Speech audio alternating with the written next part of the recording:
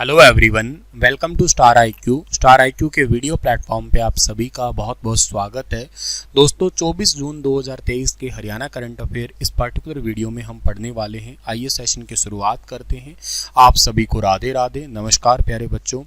अच्छा, 24 जून के current affair start करें उससे पहले आप लोगों को मैं एक बहुत इंपॉर्टेंट नोटिफिकेशन देना चाहता हूं कि स्टार आईक्यू एप्लीकेशन पे कोर्स सेक्शन में आप जाइएगा और वहां पे आप लोगों को सीईटी मेंस और के साथ में सीईटी मेंस के लिए टॉप 1100 एमसीक्यू इन दोनों बैचेस में आपको बहुत हैवी डिस्काउंट देखने को मिल रहा है। ये डिस्काउंट ऑफर लिमिटेड टाइम के लिए है, वीकेंड के लिए ही है, यूँ समझिएगा आप लोग। अगर आप लोग सीईटी मेंस का बैच लेना चाहते हैं तो उस पर तो 50% का ऑफर चल रहा है और ये है जून 50, उसके लिए कोड है। अगर आप 1100 एमसीक्यू वाला बैच चाहते हैं तो आप लोग एक कूपन कोड लगा सकते हैं जून 20, इससे आप लोगों को 20% का डिस्काउंट मिलेगा 1100 एमसीक्यू वाले बैच में।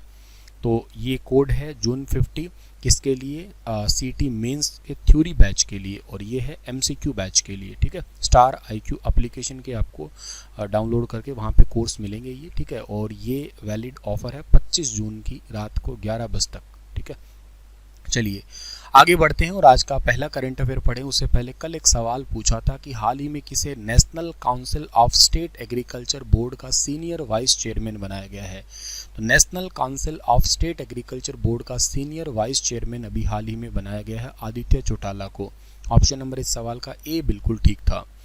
आज का पहला करंट अफेयर पढ़े उससे पहले कल वाला एक सवाल और इम्पॉर्टेंट रिवाइज करवाता हूं कि हरियाणा के अंदर सूरजमुखी किसानों के साथ में हरियाणा सरकार खड़ी है। पहली बार हैफेड सूरजमुखी का खरीद करने वाली है। कुल 6,000 रुपये प्रति क्विंटल की दर से सूरजमुखी खरीद हरियाणा हैफेड करने वाला है हरियाणा में, और बाकी जो भी और राज्य हैं उनमें 1500 से 2,000 रुपये प्रति क्विंटल ज़्यादा लाभ मिलेगा हरियाणा के वासियों को।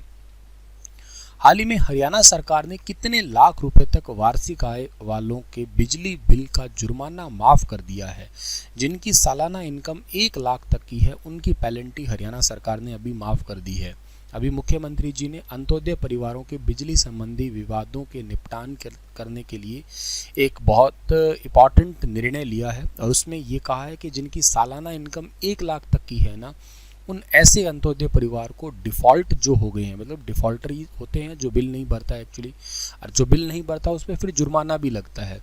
तो ऐसे करके उन सभी पे अब जो जुर्माना है ना, वो किसी भी प्रकार का जुर्माना नहीं लगेगा। एक तो घोषणा ये की गई है, पहली तो बात। दूसरी बात ये याद रखना है कि जर्नली क्या होता है, जो अनियमित कॉलोनी होती है, एक्चुअली क्या होता है कि जिन कॉलोनियों में बिल नहीं भरे जाते हैं उनको अनियमित के रूप से ही मान लीजिएगा, या जो फिक्स नहीं होती है तो उनको कोई या झुग्गी झोपड़ी बना के जैसे जिस टाइप से कुछ रह रहे हैं उनको जो है ना कोई भी प्रकार की ऐसे मतलब कनेक्शन वगैरह नहीं दिए जाते हैं, तो उनको फिर से कनेक्शन दिए जाएंगे। इसके अलावा मुख्यमंत्री जी ने ये भी कहा है कि एग्रीकल्चर ट्यूबवेल, जैसे गाँव में खेतों के लिए ट्यूबवेल के लिए जो है ना अपनी मर्जी से लोड बढ़ाने की घोषणा करें। जैसे मान लेते हैं कोई हो सकता है कि लोड किसी का पहले 4 किलोवाट था, वो बढ़ा के 5 किलोवाट करना चाहता है, तो इसके लिए 2018 में एक योजना को पुनः आरंभ किया गया है। मतलब पहले ये योजना होती थी, अब दोबारा वैसी योजना को फिर से स्टार्ट किया गया है।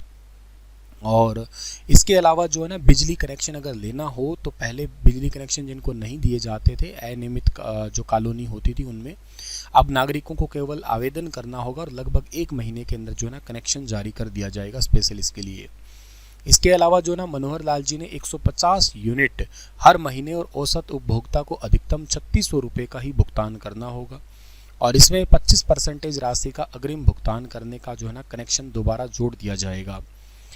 चलिए सर आगे चलते हैं और आज का अगला जो क्वेश्चन, अच्छा एक बात और इम्पॉर्टेंट है, हरियाणा में 2021-22 का अगर आंकड़ा दिखाया है ना हमें, तो उसमें कुल बिजली खपत कितनी दिखा रखी है? तो वो बिजली खपत दिखा रखी है 45-82-23.05। ठीक है, और इसके अलावा 21-22 का ये एक आंकड़ा है कि कुल कितने बिजली कनेक्शन है हरियाणा में, तो वो है 73-82 और 83-6, 73-82-83-6 इतने कनेक्शन है। मेरे हिसाब से क्वेश्चन पेपर में आया था ये। ठीक है, सबसे ज़्यादा बिजली कनेक्शन हरियाणा में कहाँ पे है? सबसे ज़्यादा बिजली कनेक्शन हरियाणा में फरीदाबाद में है, याद रखना।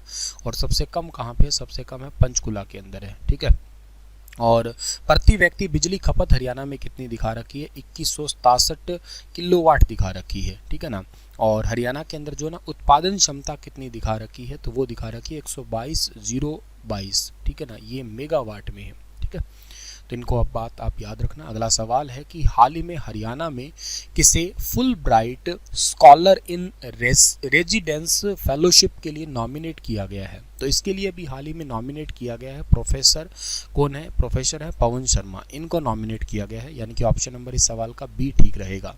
हरियाणा केंद्रीय विश्वविद्यालय के लिए एक और उपलब्धि है, यूं समझिएगा कि प्रोफेसर पवन शर्मा को Fulbright scholar in residence fellowship के लिए नॉमिनेट किया गया है। इस साल Fulbright foreign scholarship board Washington DC ने Fulbright scholar in residence program के तहत 6 महाद्वीपों के 30 देशों के 46 विद्वानों को मंजूरी दी है, जिनमें से जो है ना प्रोफेसर पवन शर्मा का सिलेक्शन अभी हाल ही में हुआ है। हरियाणा सेंट्रल यूनिवर्सिटी के अंदर केमिस्ट्री डिपार्टमेंट के प्रोफेसर हैं ये पवन कुमार शर्मा, इनको full bright scholar in residence fellowship के लिए नॉमिनेट किया गया है। और ये तो बात ठीक है, हमें समझ में आती है, लेकिन अगली बात इंपॉर्टेंट है कि इस फेलोशिप के अंतर्गत ये करेंगे क्या। प्रोफेसर पवन कुमार शर्मा जो है अमेरिका के वेसिलियन यूनिवर्सिटी में एक जो एजुकेशनल या शैक्षणिक सेशन होगा उसके दौरान ये वहाँ पे बहुत सारी चीज़ों को सीखेंगे। फॉर एग्जांपल ये केमिकल रिसर्च सोसाइटी है उससे कनेक्ट होंगे, इसके अलावा जर्नल है या यूँ कहिएगा करंट इंडियन साइंस है, जो आपका स्ट्रक्चर चल रहा है उसको एक्सपर्ट ओपिनियन है, या कई सारे पेटेंट्स वगैरह की सोसाइटी है या पेटेंट के बारे में है, ये वहाँ पे जानेंगे। कंप्लीट ये सेशन जो है ना ये अटेंड करने वाले हैं वहाँ पे। हाल ही में केंद्र सरकार ने डायरेक्ट सेलिंग इंडस्ट्री में एक नया शब्द नेटवर्क जोड़ दिया है। सेंट्रल गवर्नमेंट ने जोड़ा है, लेकिन हरियाणा में डायरेक्ट सेलिंग इंडस्ट्री है कितनी या कितने हज़ार करोड़ की है, तो टोटल हरियाणा में 1000 करोड़ की डायरेक्ट सेलिंग इंडस्ट्री है। हरियाणा में 1000 से ज़्यादा ही है, बल्कि देखा जाए तो केंद्र सरकार ने भी रिसेंटली जो है ना 21 जून को इसका नोटिफिकेशन जारी किया, जिसमें नेटवर्क वर्ड है ना उसको जोड़ा है ये। और इसे एक शब्द के जोड़ने से हरियाणा के डायरेक्ट सेलिंग कंपनियां हैं ये बहुत ज़्यादा हैप्पी है। हरियाणा के गुरुग्राम में ये डायरेक्ट सेलिंग कंपनियां थोड़ी सी ज़्यादा है। एक्चुअली होता क्या है, डायरेक्ट सेलिंग बिजनेस क्या होता है, इसमें ना सारा काम एक डिस्ट्रीब्यूटर का ही होता है, क्योंकि वो प्रोडक्ट की मार्केटिंग करता है और उसमें सीधे जितने भी कंज्यूमर होते हैं उनके पास में पहुंचा देता है। जो कंपनी अपने प्रोडक्ट की मार्केटिंग के लिए मतलब बेसिकली एडवर्टाइजमेंट नहीं करती बल्कि लोगों से सेल करवाती है, वही डायरेक्ट सेलिंग कंपनी कहलाती है। जैसे तुमने एमवे वगैरह को सुना होगा या फॉरएवर लाइव सुना होगा, ऐड खुद नहीं करती, लोगों से ही बिकवाती है। इसमें कुछ बीच में जो है ना क्या कहते हैं कि जैसे वो मार्केट नेटवर्क मार्केट होती है ना उस टाइप से ही समझिएगा ये। हरियाणा में डायरेक्ट सेलिंग कंपनियों का 1000 करोड़ रुपए से ज़्यादा का कारोबार है और हरियाणा में डायरेक्ट सेलिंग बिजनेस में 12% के साथ महाराष्ट्र की हिस्सेदारी सबसे ज़्यादा है। उसके बाद 10% के साथ वेस्ट बंगाल और यूपी का स्थान है। बिहार का कुल कारोबार में योगदान 6% और कर्नाटक और उड़ीसा का 5% है। इस बिज़नेस के फ़ायदे क्या है, डायरेक्ट सेलिंग एक इंडिपेंडेंट बिजनेस है। इस बिज़नेस को पार्ट टाइम और फुल टाइम दोनों टाइप से किया जा सकता है, जॉब के साथ भी किया जा सकता है और पार्ट टाइम भी कर सकते हैं। डायरेक्ट सेलिंग में पैसिव इनकम का सबसे ज़्यादा लाभ होता है। इसे वर्क फ्रॉम होम भी किया जा सकता है, बिना बनाए सिस्टम होता है, उसमें बस काम करनी होती है और जैसे मतलब लोगों को जोड़ना होता है, प्रोडक्ट बेचने होते हैं लोगों को, सिंपल। डायरेक्ट सेलिंग में जीवन भर काम करना नहीं पड़ता है। इसमें मतलब क्या होता है कि जैसे आपकी एक अच्छी खासी टीम बन जाती है तो वो नीचे आपके वर्कर काम करते होते हैं यूँ समझो, और उनका कुछ परसेंटेज फिर आपके पास में आता रहता है ये। तो आप मतलब एक बार अगर अच्छा खासी मेहनत कर लेते हैं तो फिर आपके पास में परमानेंट पैसा आता रहता है। फॉरएवर लाइव या एमवे वगैरह इसके एक बहुत अच्छे प्रकार के एग्जाम्पल हैं। नेटवर्क मार्केटिंग के नाम से भी इसको जाना करते हैं, ठीक है। चलिए सर, हरियाणा के हिसार डिपो को 11 नई एसी बस दी जाएगी। पूरे हरियाणा के परिवहन विभाग में कितनी नई एसी बस है उनको खरीदा जाएगा। पूरे हरियाणा के अंदर टोटल बसें जो ना खरीदी जाएगी कितनी, 153 नई एसी बस खरीदी जाएगी। हिसार डिपो को अभी रिसेंटली जुलाई महीने से 11 नई एसी बस मिल जाएगी। पूरे हरियाणा में 153 नई बसें होंगी। ये एसी बस होना अपने आप में खैर आजकल को डिमांड है लोगों की, ठीक है। अच्छा चलो, ये तो सारी बातें ठीक है। हिसार की कुछ बातें बताते हैं आपको हम लोग। पहली तो बात ये है कि अभी हिसार के अंदर ना एक CIRB है, जानते हो CIRB, central institute of research on buffalo, 1985 में बना था ये। यहाँ पे एक जो गौरव नाम का जोटा है, ठीक है ना, गौरव, इस गौरव नाम के जोटे के 7 जो है ना वो क्लोन तैयार किए गए, 7 क्लोन तैयार किए गए। इस 7 क्लोन के चलते हुए इसको Limca book of world record के अंदर जो है ना इसका नाम शामिल कर दिया गया। एक तो बात खास है, ये याद कर लेना आप लोग, ठीक है ना। M29 इसका एक एक्चुअली टेक्निकल नाम है। इसके 7 हिसार गौरव झोटा, इसको रीक्लोन तैयार किया गया, इसका नाम इसीलिए Limca book of world record में नाम शामिल हुआ। इसके अलावा ये याद रखिएगा, हरियाणा के अंदर ना पहली बार अप्रूव्ड दूध टेस्टिंग लेबोरेटरी कहाँ पे बनाई जा रही है। हरियाणा के अंदर पहली बार जो है ना अप्रूव्ड है। ये कौन अप्रूव किया सर? वो आपने देखा है FSSAI लिखा होता है, FSI लिखा होता है ना किसी खाने वगैरह के प्रोडक्ट के ऊपर, आपने कभी नोटिस किया होगा।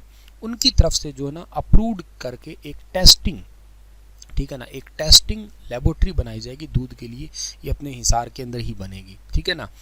इसके अलावा एक बात और याद रखिएगा, हिसार के अंदर ना एक चौधरी चरण सिंह हरियाणा कृषि एग्रीकल्चर यूनिवर्सिटी है, और इसका जो चारा डिपार्टमेंट है, इस चारे डिपार्टमेंट को नेशनल लेवल पे ना एक सबसे बेस्ट अवार्ड मिला है, ठीक है ना। तो HAU का जो चारा डिपार्टमेंट है, HAU के चारा विभाग को जो है ना बेस्ट विभाग का खिताब दिया गया है नेशनल लेवल पे, ठीक है। इसके अलावा याद करना, HAU यूनिवर्सिटी से एक क्वेश्चन और याद आ रहा है मुझे कि यहाँ पे ना सरसों की 2 उन्नत किस्में बनाई थी HAU ने। इनमें से एक तो है 1424, ठीक है, और एक है आपकी 1706। ये दोनों ही RH किस्में हैं, ध्यान रखना, ठीक है। RH किस्में हैं, दोनों की दोनों ही बहुत इंपॉर्टेंट किस्में हैं, कम पानी में ज़्यादा जो है ना पैदावार करेगी ये। इसके अलावा जो है ना नॉर्थ इंडिया में पहली बार ग्राफ्टिंग यूनिट कहाँ पे बनी है? नॉर्थ इंडिया में पहली बार जो है ना वो ग्राफ्टिंग यूनिट, ये भी हिसार में बनी है।